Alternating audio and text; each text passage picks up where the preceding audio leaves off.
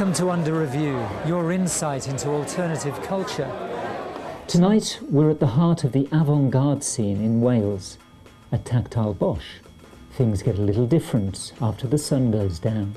But first we look at the work of some people we met a little earlier. It's a documentary about a bunch of lads called the Jukes. Well, it's a human jukebox. It's very simple, really. We play your song, you pick one from one of 35 popular pop songs, which we've boiled down to a 3-chord trick and regurgitated in the country style. Gamble, I tell you I'm your man. You win some, lose some, it's all the same to me. How did it come about? Well, it was sort of like my idea of a busker's aid, really. You know, like something more of a spectacle to get people to stop and actually like throw you a coin. Ironically, it doesn't work like that. Actually, I think buskers probably earn at least 3 or 4 times what we do. You know, have to split our pound 3 ways. But the gimmick idea definitely works. We get the crowd wherever we go.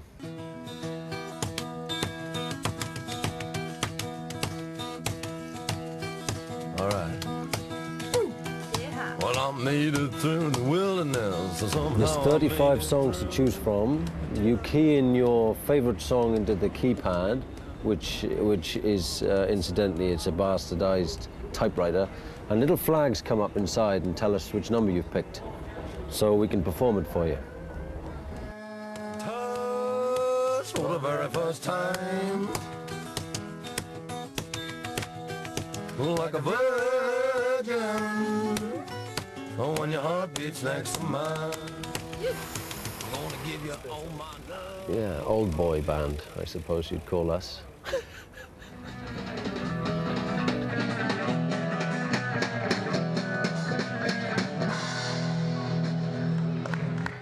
This week we hear a saboteur's swan song for fox hunting.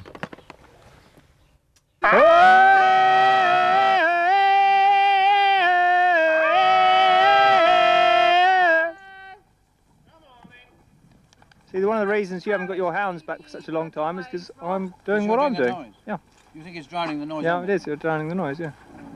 Why do you think that's an advantage? More of a man who... Well, because you're taking you a long time to get your hounds together and you're not hunting, are you?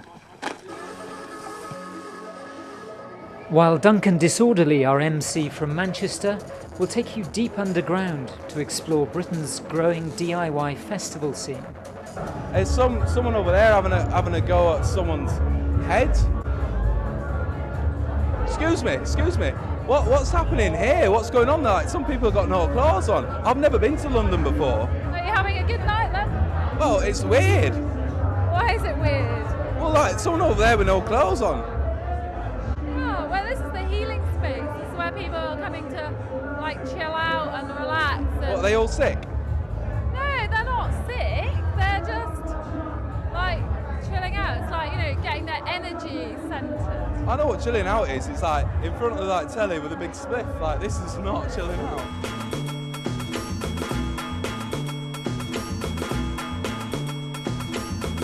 And we'll be reviewing movies that you'll never see in your high street cinema. This week, Big Noise Films presents Fourth World War, which highlights the struggle against corporate privatisation on every continent.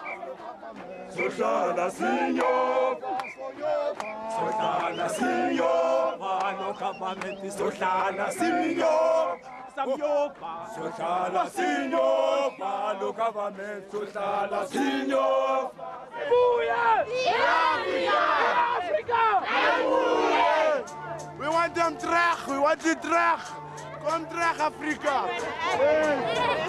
Come back, Africa. We want you back. Once upon a time, at the other end of nowhere, there was a poor rural market town settled uncomfortably on a border. Much blood has been shed on these lands that separate England from Wales and whose border runs precisely through the very nervy centre of town. On the border with England is what's become known as the second-hand book capital of the world. In Hay-on-Wye, Tamara Gordon has been tracing the rise of this ancient town's 30-year-old identity. I came back to Hay after many years away, and borderline happened at a time where personally I was getting tired of people trying to put me in boxes, and I didn't fit in the boxes because of being mixed race and adopted. And this film is to basically say, stop trying to categorise. It was trying to inspire people to be their bigger selves. When you meet Richard, the king, I mean, he made himself king. He bought a castle and he made himself a king. And he declared independence from England and Wales, because we're on the border here. This tiny town of little consequence had been put on the map. In making Hay independent, I became kind of independent. We decided if our economy was to survive, we had to think independently of conventional thinking. We want as many book towns as possible to promote the rural economy. We were not promoting a book economy, but through using books to promote a tourist economy. They are not valuable books, but they are a reason for people to come to Hay. What the tourist wants is a bargain. Books rained down on Hay, the king buying them in by the ton, transforming this semi-literate backwater into a magical kingdom of books. We're going to distribute it through the web, I hope. This is new to me, I'm still learning, so any ideas on distribution. But at the moment, it will just be sold by post through the net, I suppose. I'm going to go in a van, village to village, and show this in village halls and sell it out the back of a truck, so.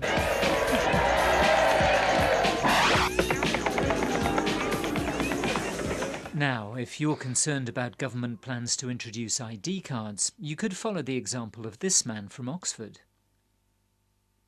I found myself appearing in magistrates' courts quite a lot, quite regularly.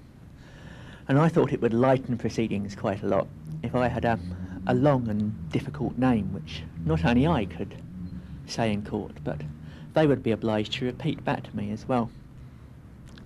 So I changed my name to Oddsocks McWeirdo El Tutti Fruity Farto Hello Hippopotamus Bum.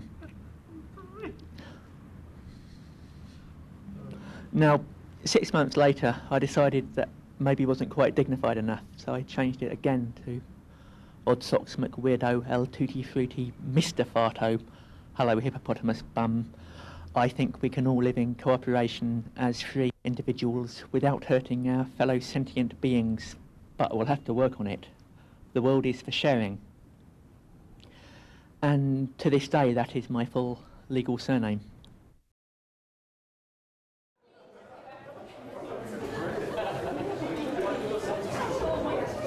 Well, the party's well underway here, but if you're not cool enough to get in here and you can't afford club prices, there is an alternative on the underground.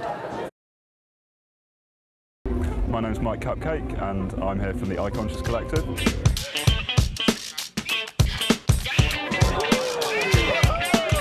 Testing, testing, Eye Conscious, Eye Conscious.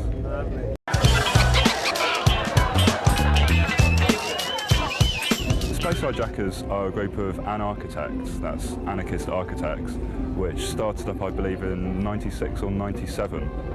They've always had a very strong base in London, but they've now got, as we call them, agents all over the world. We got linked up with them back in 2002, I believe. We were actually doing one of our webcast shows, and one of the guys who was already involved with the Space Hijackers came into the chat room, liked what we were doing, and said, "Hey, we're doing a party this weekend, would you like to come along?" And we said, "Yeah, that sounds interesting, give us the details." The party turned out to be on the Circle Line in London, and we had about 500 people meet up and all descend on the tube train and have a party going around. I think ended up doing about 2 laps around the Circle Line around London. We went and filmed the third Circle Line party, which was back in 2004, very hot, and it was middle of August, and about 1,500 people turned up. Initially, we thought it would just be a good documentation for the people who were at the party, just to show kind of we did this, and people can spot themselves on camera and say, hey, that's great, that's me dancing there. But it really has proved to me, showing it to a lot of people since then, that it's very easy when you're with a group of people who are all interested in a similar thing to start thinking, well, everyone knows about this. But for instance, the Circle Line Party, I showed that video to lots of different groups of people, and a lot of them have said, we've never even seen anything like this before, it's incredible.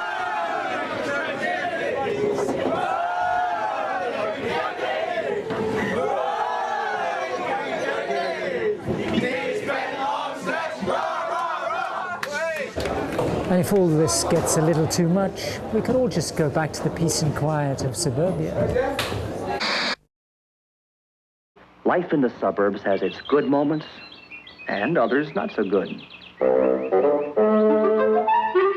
Oh, no!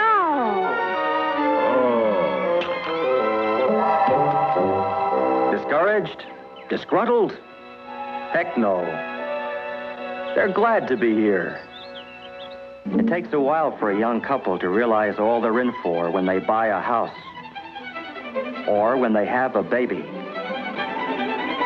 And when they buy a house and have a baby, so hardly realizing it, they come into their purchasing stage and are off on a wild, non-stop ride. Americans, by and large, love suburbia. It has promised space, affordability, convenience, family life, and upward mobility. After half a century of constant development, more than half our population has moved here. And as the population of suburban sprawl has exploded, so too the suburban way of life has become embedded in the American consciousness. Suburbia and all it promises has become the American dream. But as we enter the 21st century, serious questions are emerging about the sustainability of this way of life. Does the suburban dream have a future?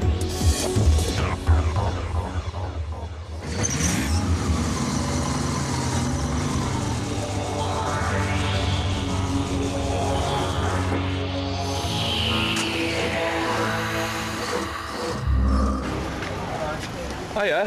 Hiya. What's the difference between helping people and like, I mean, you're really helping people by privatising Africa. How do you feel about Bill Gates being on the Live Aid stage? I love him. I want to kiss him. I want to kiss your camera. Say a word for indie media. Have you heard of indie media? Yeah. Do you endorse free media? I do, totally. Good job.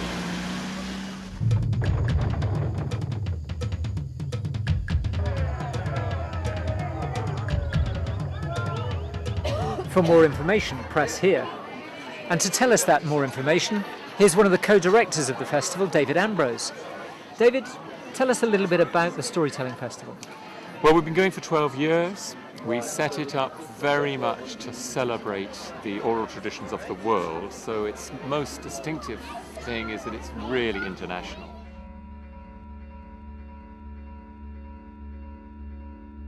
So it's just a different and unusual way to enjoy stories, and you know, we all read books, so it's a different way to enjoy a tale. Why are you crying? Why am I crying? Look at this place. Look at us. Look at how we live. It gives us a really good chance to meet people that are actually doing it and actually speak to them face to face and kind of hopefully help ourselves out to kind of do this sort of thing. And it's really, really good. Really gets your brain ticking. If you want to get out of your head, go to Glastonbury. If you want to get into your head, go to Beyond the Border. So that's where we sit, in this really interesting position between something that's very kind of informal. It's got the atmosphere, some of the atmosphere perhaps of a medieval fair or a marketplace in Marrakesh, linked with the slightly more refined, almost esoteric elements of a literature festival.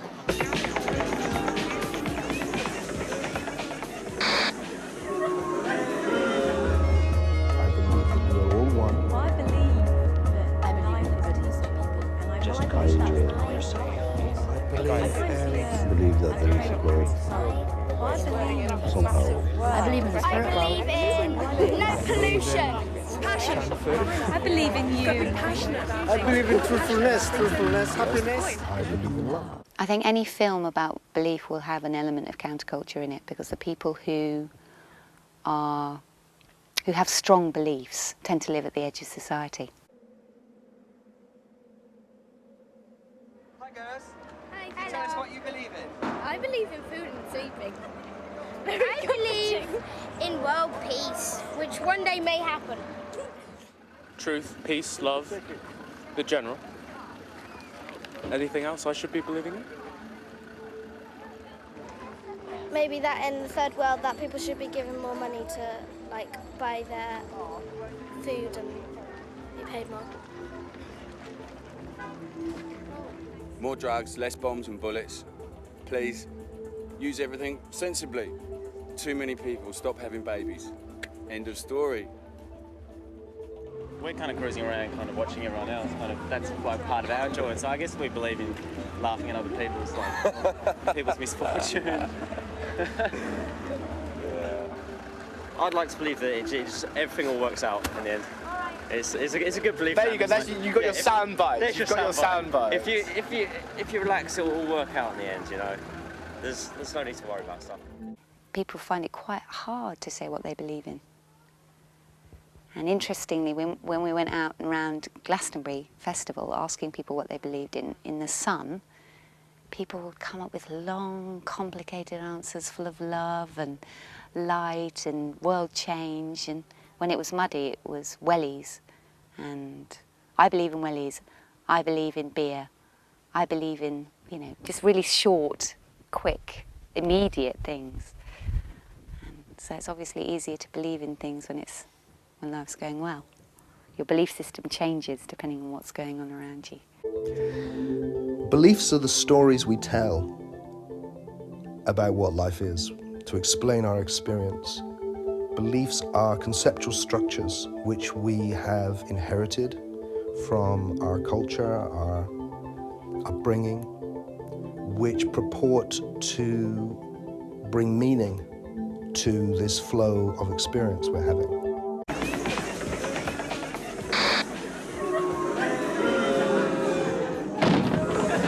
If you fancied making your own film but haven't got the equipment, take a look around you.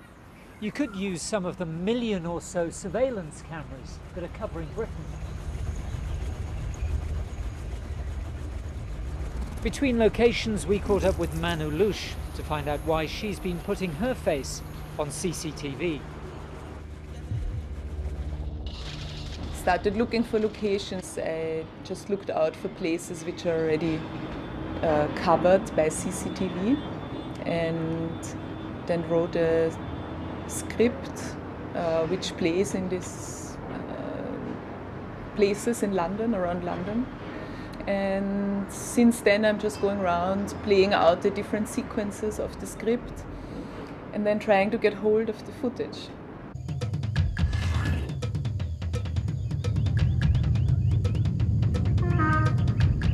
We'll also seek out and bring you the very best in political animation. Came to this office to serve corporate America. We must pass problems on to others. Now is the time to give corporations the people's money, and President George W. Bush will damn the consequences. So I signed a law that's going to hurt our economy. We will take defensive measures against progress and pluralism to help wealthy people get ahead. So, drop in and join us next time for Under Review.